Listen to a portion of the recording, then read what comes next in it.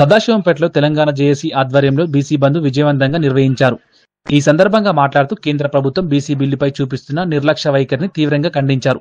బీసీలకు రాజ్యాంగబద్ధమైన 42% రిజర్వేషన్లు సాధించాలనే డిమాండ్తో ఈ బంద్ను నిర్వహించామని తెలిపారు. ఈ కార్యక్రమంలో పట్టణ అధ్యక్షులు మల్లన్న, మండల అధ్యక్షులు ఆంజనేయులు, బీఆర్ఎస్ రాష్ట్ర నాయకులు సాయికుమార్ తదితరులు పాల్గొన్నారు.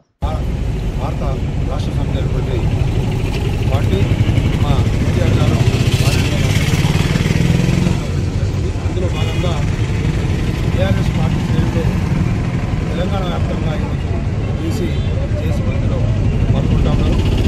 ఇప్పుడే కాంగ్రెస్ పార్టీ చెప్తా ఉన్నాం, మీరు అమలు కాని హామీలు ఇచ్చి ఈరోజు అధికారంలోకి వచ్చారు. సామాజిక రిజర్వేషన్ పేరుతో బీసీలను మోసం చేశారు. మరోసారి కూడా బీసీలను మోసం చేయడానికి ప్రయత్నం చేస్తా ఉన్నారు.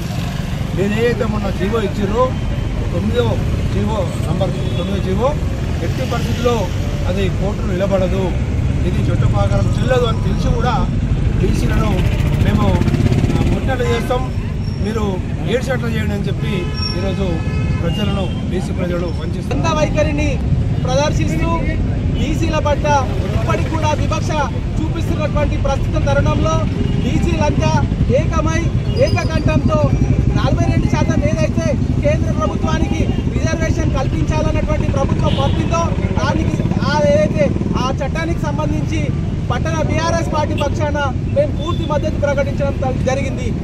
అదే రకంగా డాక్టర్ బిఆర్ అంబేద్కర్ గారు చిన్న రాష్ట్రాల ద్వారానే అభివృద్ధి సాధ్యమవుతుందని చెప్పి ఏ రకంగా అయితే చెప్పి ఈరోజు మనం తెలంగాణ సాధించుకున్నామో అదే రకంగా మనం ఈరోజు ప్రచారం చేస్తూ క్రోడీకరిస్తూ అదే రకంగా మనం బీసీ యొక్క చట్టాన్ని కూడా సాధించుకోవడానికి మనం ఏకకంఠం చేసింది.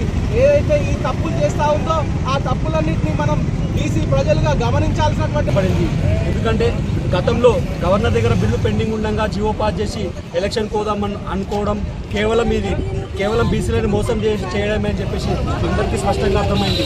గతంలో కేసీఆర్ గారు 32% స్థానిక ఎన్నికల్లో నిర్వహిస్తూ జీవో జారీ చేసిన విషయం అందరికీ తెలుసు. అప్పుడు ఉన్నటువంటి కాంగ్రెస్ సర్పంచ్ కోర్టు పోవడం వల్ల దానిపైన స్టే రావడం జరిగింది. ఈ విషయం తెలిసి కూడా కేవలం బీసీ ప్రజల్ని మోసం చేయడానికే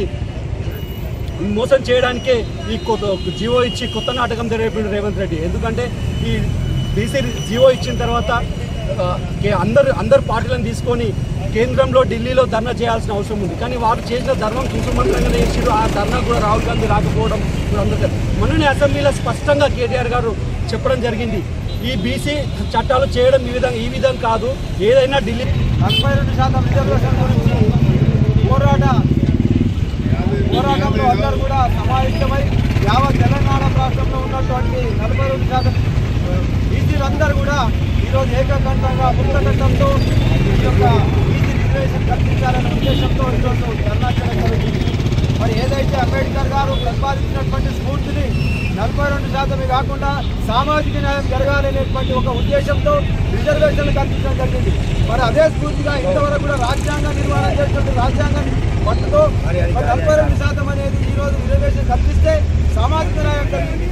బీసీలందరూ కూడా సముద్ర న్యాయం జరుగుతున్న విషయాన్ని మనం అందరం కూడా ఏకీభవించి రాబోయే కాలంలో కూడా ఎంతటికైనా తెగించి బీసీ రిజర్వేషన్ 42% తెచ్చుకోవడానికి